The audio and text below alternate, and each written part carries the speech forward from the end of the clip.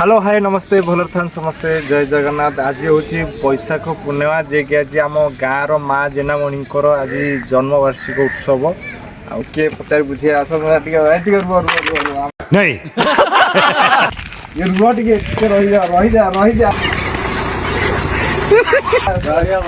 सी आमर गले व्यस्त अच्छे आम जा पचारि बुझिया पाखे जा पचारि बुझिया आज हूँ माँ जन्मवार्षिक उत्सव जे कि आज आम जा देखिए माँ उत्सव केमी हो वार्षिक उत्सव कि पालन होते भक्त आसुच्च सब प्रकार देखा चलती जा देखिए कि कौन माहौल केमी चलो।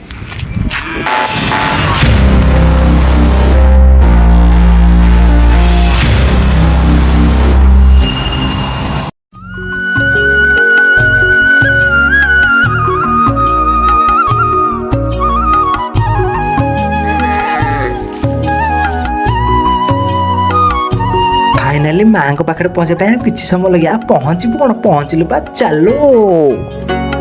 फाइनाली माँ जेनामणि डीजे आसी पहुँची गला खाली से माँ को उत्सव धूमधाम हम ना सजासुजी देख माँ जेनामणि वार्षिक उत्सव पूरा रेडी आमर स्टेज पूरा रड हो कान भाई आम तो दी छुआ को धरिक बुलूं चलती मंदिर आड़े परिक्रमा करदे चलो।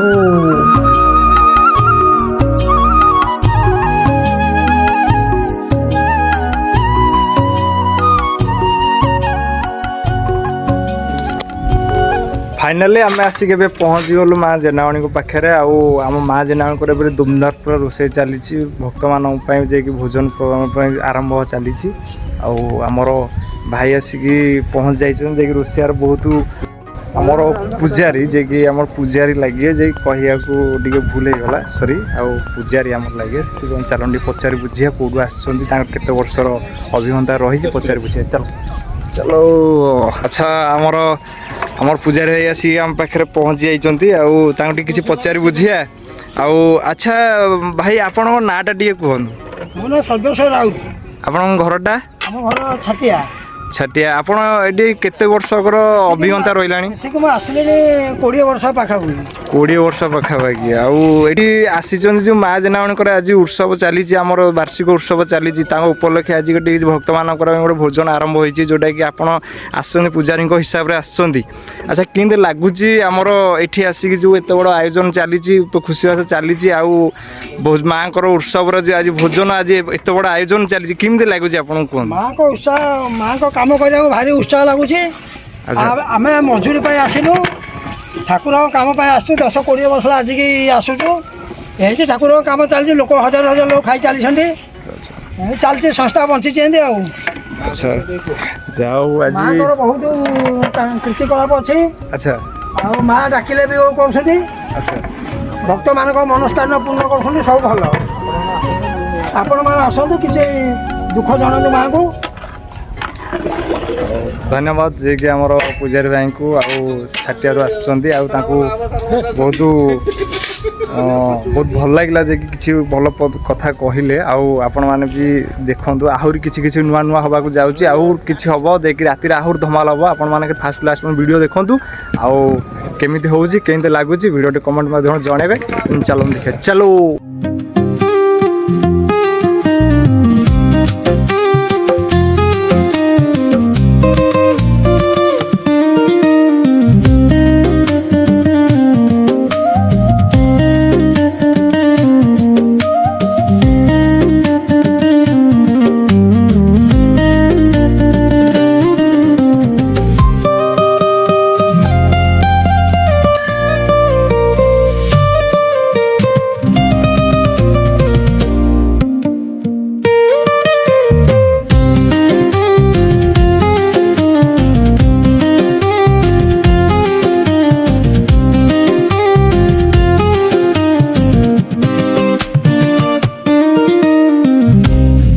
फाइनाली विकास संबित साहिल निखिल राजा कालिया चिन्नू आउ कौन से हैप्पी सोनेली सानपुआ कुनु राहुल साहिल राजा कान सिपुनु कालिया विकी बना समस्त छोट बड़ भाई माने এই অনুষ্ঠান को এই पूजार এই महोत्सव आरंभ को आगे नहीं चंती माँ जेनामणि उत्सव चलो।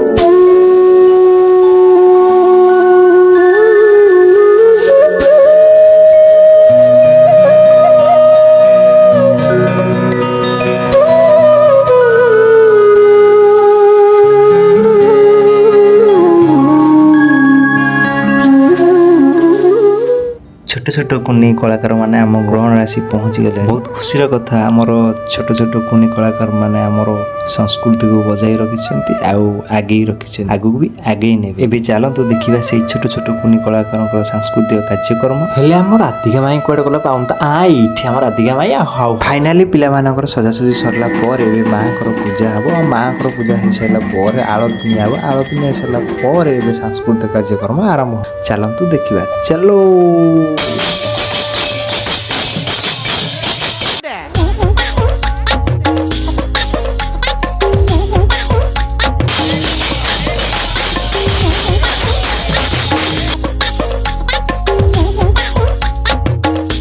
बहुत दिन पर आमर सिलु भाई सहित भेट हो गला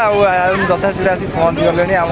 आरंभ हो कि समय पर आरंभ हो आपने फास्ट लास्ट वीडियो देखूँ आमि कौन लगुच उत्सव केमी हो माँ जेनामणिकर वार्षिक उत्सव केमी होमी धूमधाक हो सब देखाई वीडियो आप देखो एंजॉय करूँ चलो।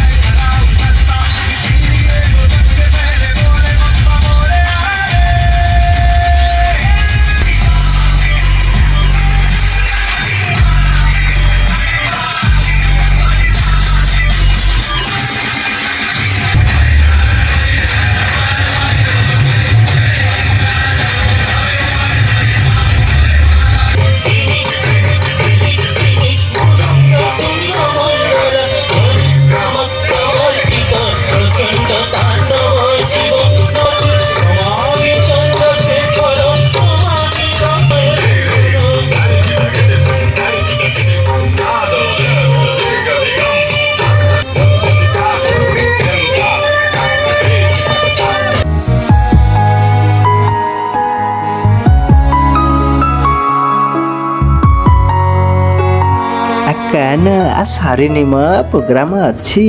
आपटे भोजन प्रोग्राम टिके हबो आ आम छोट छोट पिलांगर किछि भजन गीत भी हबो लाइक कमेंट शेयर करिवे जमारू भूलिबेनी आ साथी देखिता नाला मंडा बुलाइबो चलो आगु को मारिबा चलो